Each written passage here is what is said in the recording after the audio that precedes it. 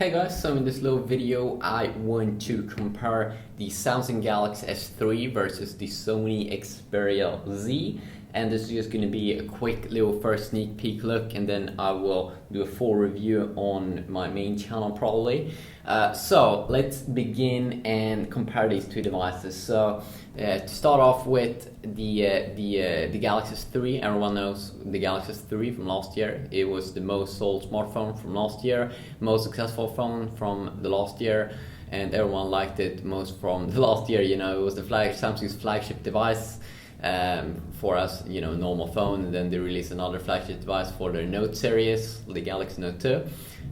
So that's a killer phone, and now we are of course waiting for the Galaxy S4, Samsung's new smartphone for 2013, to replace the Galaxy S3. So of course we also have Sony's phone over here, which is their flagship device that we already have right now, the Sony Xperia Z, which is an interesting device, and in just a month or so I will get the Galaxy S4 probably and the HTC One and do some more hardcore comparisons here, but this is going to be a quick little sneak peek look at the Sony Xperia Z versus the Galaxy S3. So if you start off with the first thing, you know, things you can see here on the front side of course is that you don't get a home screen on the Sony Xperia Z.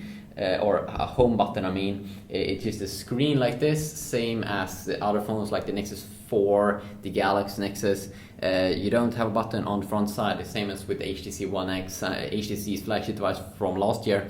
Well, of course, on the Samsung device, you will get a home button, and also the next Galaxy device is expected to have that. I kind of like that feature because if I want to turn on the phone, if I just want to have a quick sneak peek look at what's currently going on my device, I can just quickly tap the front side. I don't have to look for the sides here. I actually have to use like one hand like this, but it's kind of nice to have that feature. Now, I haven't been using Xperia Z for a long time, but it seems like it could have like an LED indicator at the top. So of course that's good, and you don't have to sneak peek at your device all the time. So the screen is also a little bit bigger. They have a different form factor a little bit, and the Samsung device of course feels a little bit more plasticky compared to the Sony Xperia Z that has glass on both sides, and then has some kind of rubber material on the, you know, around the whole device. You can see that the Xperia Z has a little bit more of a rectangular look and has a little bit bigger screen, 5-inch instead of 4.8-inch. And when I hold it, it definitely feels better than Sony's phone from last year, the Xperia S, because they don't have that weird bump, and when you actually, you know, put it down on the table, it will stay here, and you know, it doesn't have a weird form factor. It's just have glass on the back as well, which I was kind of worried that the device would move around when I was zooming in and stuff, same as the problems that we did have with iPhone 4 and 4S. But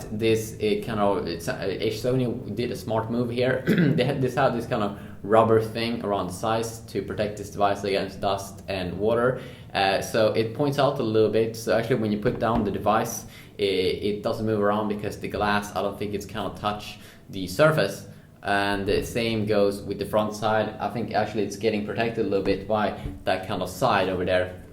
So definitely something that is interesting. So of course I just got the Xperia Z like today, so of course I haven't had a full look at it. You know, I don't know everything about it right now, but of course Samsung's, we all have been going over so much, is lighter actually, and it has the removable back, which is something that Samsung is very famous for. So you can remove you can remove the battery, and you can remove the SD card. Of course, the Xperia Z actually do have an SD card option, so you can insert an SD card here on the side. If you just open this little thing up, there we go. You just insert an SD card over there, and then I'm pretty sure that we could have something. You also have the dock here on the left side, so you can dock it, and you actually get a dock when you buy this device.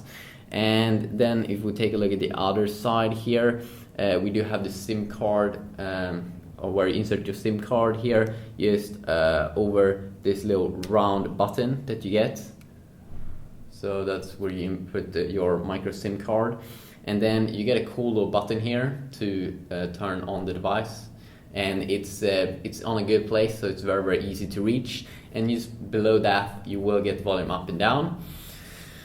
So I think it's a nicely designed phone, and right here also at the top, if you want to charge it, you can just open this up. And of course you can see the camera there also on the back, 30 megapixel camera that the flagship device from Samsung also is expected to have this year. So you can charge the device here. So that was a quick little look here. Of course, I think I've already been showing off most of the things here with the Galaxy S3, 8 megapixel camera on the back, the Xperia Z, of course, 30 megapixel camera with HDR mode, so you can record HDR videos.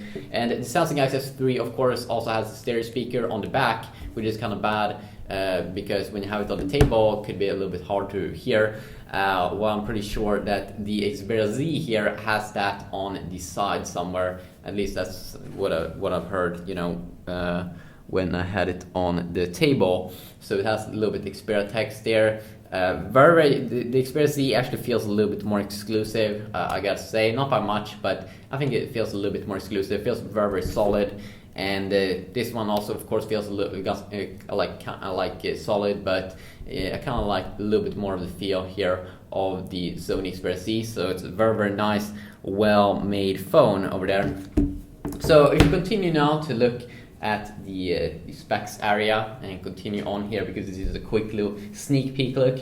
Of course, we get the Super AMOLED screen, very vibrant, you know, display here from Samsung. While we get a TFT display here with kind of poor viewing angles from what I've seen on the Xperia Z compared to the last generation Xperia S that actually had an LED backlit display, same as kind of like with the iPhone. But this one, I'm uploading a video to my main channel where I compare the display here of the Xperia Z versus the Galaxy S3 versus the iPhone 5, so you can check out that more if you want to get a more in-depth look.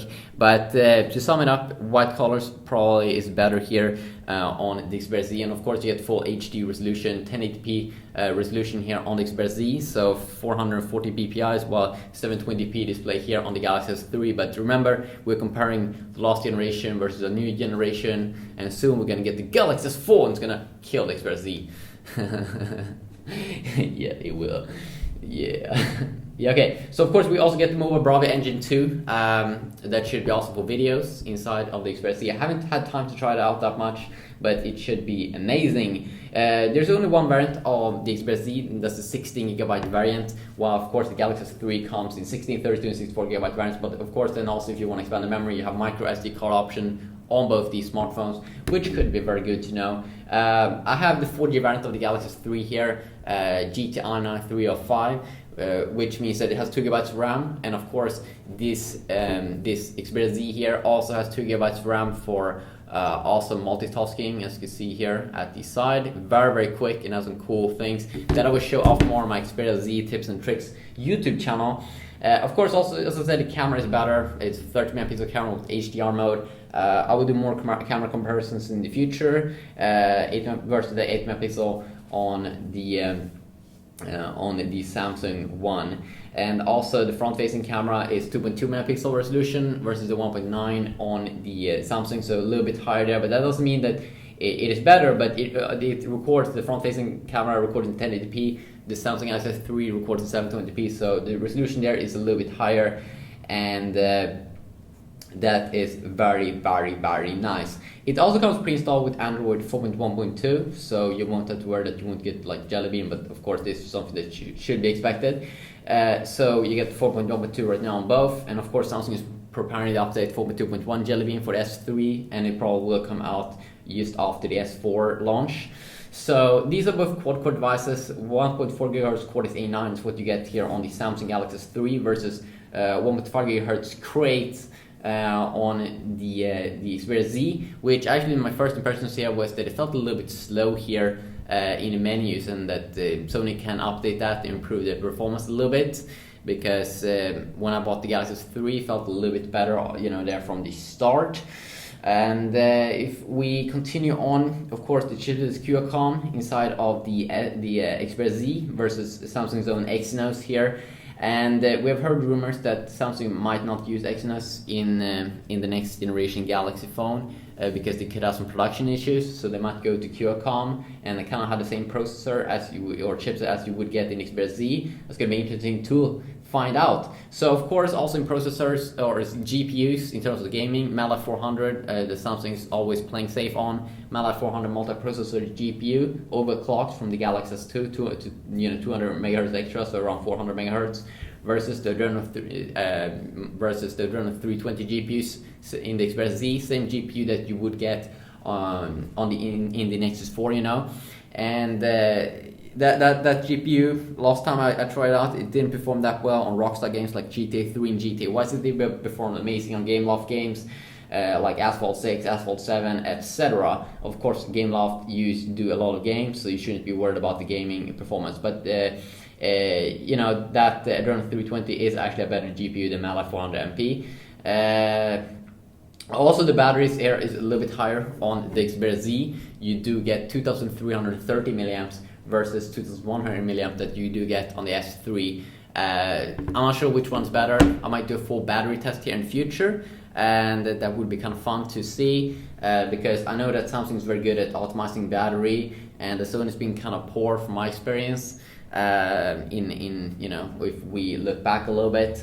But yeah, this video is a quick little look. Hope you have enjoyed. I probably will do a full review on my main YouTube channel, youtube.com/AdrianItem. You can also check out my website. I will try to have a written review on the Xperia Z and where you can buy it. So yeah, quick little video. You just have an awesome day, and I'll see you all hopefully in the next video. Yeah, peace.